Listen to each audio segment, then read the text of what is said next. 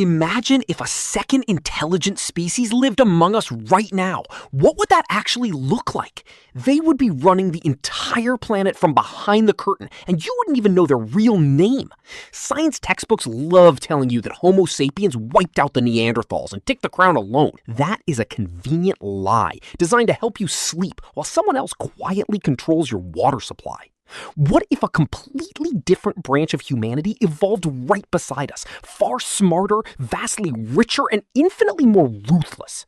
They wouldn't live in crude dirt caves or wear smelly animal furs. They would run high-frequency trading algorithms, hoard planetary freshwater reserves, and leave us to fight over breadcrumbs on the surface. Biological superiority in the modern era isn't about having giant biceps or razor-sharp teeth. It's about total access to deep underground infrastructure, automated climate control, and technology that makes your newest flagship smartphone look like a squeaky dog toy. While you are screaming at your Wi-Fi router, they are tapping directly into dark fiber cables running beneath the ocean floor.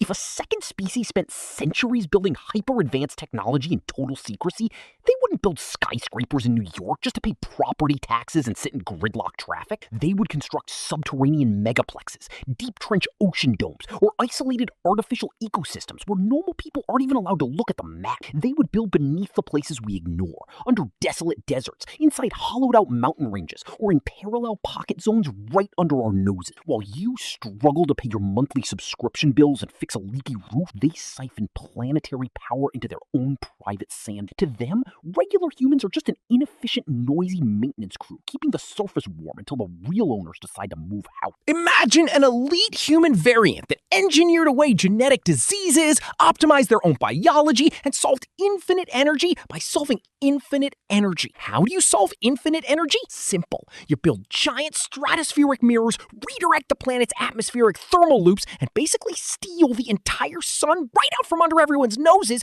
while telling the public it's just a weird weather anomaly. They don't hate you for being dumb. They just don't care about you at all. The exact same way you don't send holiday greeting cards to the ants living under your driveway. You are background noise. You are NPCs in their grand real estate project. If a catastrophe ever wiped out the surface world, like a sudden global deep freeze, a massive solar blackout, or an uncontrollable ocean surge, they wouldn't send a rescue helicopter to your neighborhood.